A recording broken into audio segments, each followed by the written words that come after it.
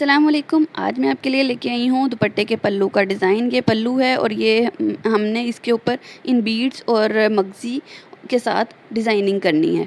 तो सबसे पहले मैं मगज़ी लगाऊंगी, चारों तरफ लगा लूँगी मैं मगज़ी, और इसको मैं रख के दिखाती हूँ आपको। मैं इस तरीके से इस तरफ से भी लगा सकती हूँ, जिधर से आप मर्ज़ी लगाना चाहें। चाहे आप पल्लू से स्टार्ट करना चाहें या आप उससे साइड से स्टार्ट करना चाहें। सबसे पहले मैंने इसका पैर चेंज कर लिया है, क्योंकि ये मगज़ी जो है ये बाज़ारी मगज़ी है, और मगज़ी चाहे बाज़ारी हो या घर में आप लगा रहे हो, सिंगल पैर के साथ ही लगती है ये डोरी वाली मगज़ी। ठीक है, तो इसको मैंने इस पल्लू पे लगाने की बजाय मैं इसको शुरू कर रही हूँ इस तरीके से, इस दूसरे कॉर्नर से पल्लू से ही स्टार्ट कर रही हूँ, और मैंने इसको इस तरीके से रखा है अपने पैर के साथ देखते हुए। ठीक है, मैंने सिंगल पैर क्योंकि लेफ़्ट साइड का है तो राइट साइड पे रखते हुए मैंने इसको यहाँ से स्टार्ट किया है, और मैं इसको यहाँ से लगाना शुरू करूँगी। आपको पता है कि आसानी से मगज़ी लग जाती है ये वाली सिंगल पैर के साथ। ये यहाँ से लगाने के बाद मैंने इसको अच्छे तरीके से चारों तरफ से लगा के और एक्स्ट्रा कपड़ा काट के मैंने इसकी साइड की सिलाई भी लगा ली है। ठीक है, तो ये इस तरीके से मैंने इसको लगाया है, और लगाने के बाद आप देख सकते हैं कि ये इजीली और नीटली आराम से हमारी ये मगज़ी घर में लग जाती है। ठीक है, यहाँ तक लगाने के बाद मैंने इसको मोड़ लिया, क्योंकि ये मैंने एक्स्ट्रा कपड़ा जो है ये ज़ायद कपड़ा ये बहुत चौड़ाई में ज़्यादा है, मैंने इसको कटिंग कर देना है।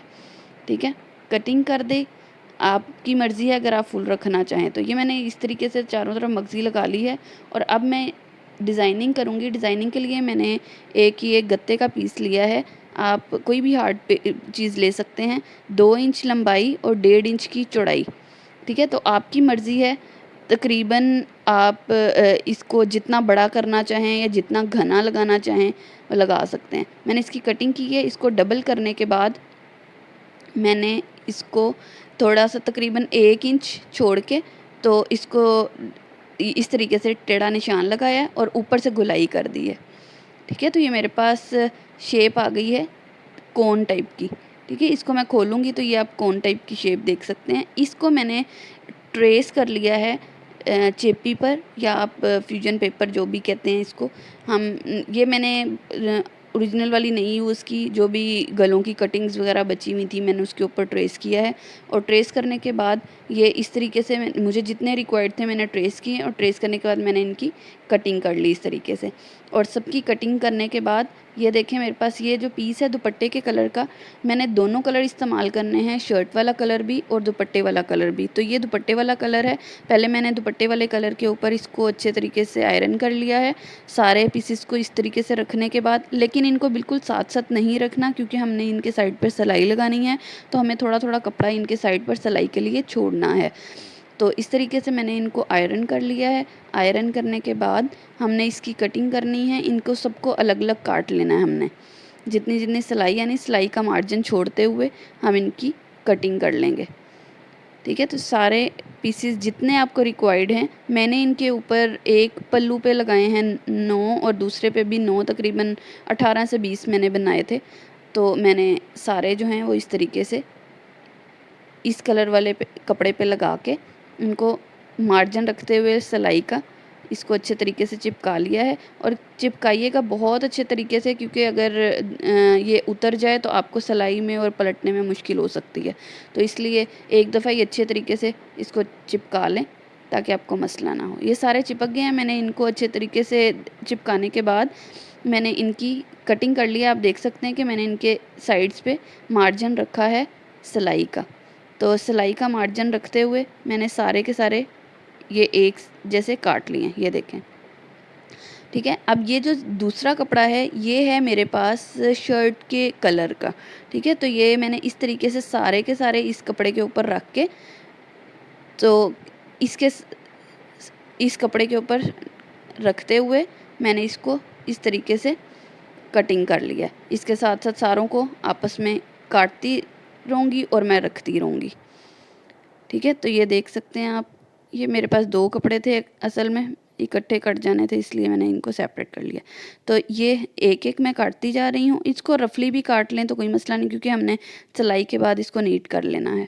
तो हम इसको इस तरीके से काटते जाएंगे और रखते जाएंगे ताकि हमें प्रॉब्लम ना हो कि किसके साथ हमने किसको काटा था, मैंने इसलिए इस तरीके से काटते हुए उसको उसी तरतीब से रहने दिया है कटिंग के साथ साथ।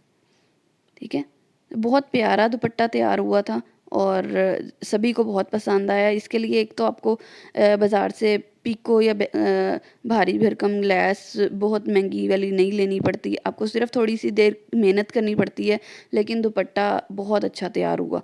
और आपको पता है कि 2022 का जो है वो हमारा ये लेटेस्ट स्टाइल है कि दुपट्टों के ऊपर बहुत स्टाइलिंग चल रही है, तो उसके लिए मैंने इसको इस्तेमाल किया था।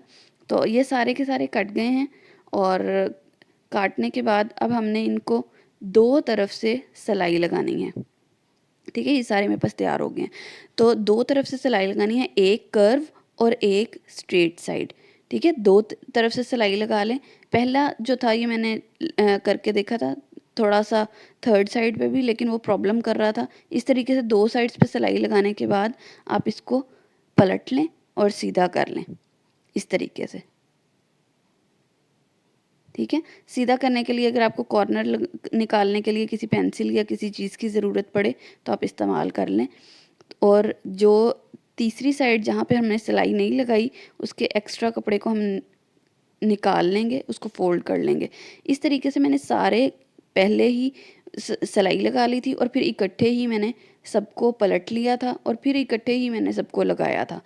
तो आप इस तरीके से सबको इकट्ठा सिलाई लगा लें और फिर सबको इकट्ठा ही इस तरीके से कटिंग कर लें, नीट करते जाएं और साइड पे रखते जाएं। ठीक है, तो ये आपको बहुत आसान लगेगा लेकिन दिखने में बहुत खूबसूरत। और इस तरीके से इनको पलट लें और पलटने के बाद ये आप पलटते जाएं और रखते जाएं। और जब हम अगला काम करेंगे तो ये जो फोल्डिंग है ये हमारी साथ साथ होती जाएगी।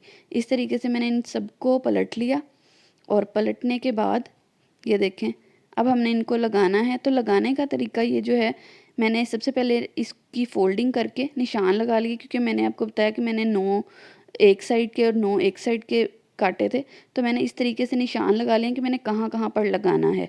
ठीक है, तो निशान लगाने के बाद तो मुझे अब अंदाज़ा हो गया था, पता था कि मैंने इस जगह पर लगाना है, तो मुझे प्रॉब्लम नहीं हुई। ये मैंने पर्ल्स की लाइन रख ली है। सबसे पहले मैंने सुई धागा लेके जो थर्ड साइड हमारी खुली हुई थी उसको बंद किया है इस तरीके से सिलाई के साथ हल्का हल्का, और करने के बाद इसको यहाँ से पक्का कर लें। और पक्का कर लें करने के बाद हमने इसके अंदर ऐड किए हैं 2 पर्ल्स। ये देखें यहाँ पर मैं इसी के साथ ऐड कर रही हूँ 2 पर्ल्स, और इन पर्ल्स के साथ ही हमने इकट्ठे जहाँ पे निशान लगाया था इसके साथ इसको अटैच कर देना है। तो इस तरीके से इजीली और बहुत खूबसूरती के साथ मैंने इसको पक्का कर लिया था, ऊपर भी नीचे भी अच्छे तरीके से।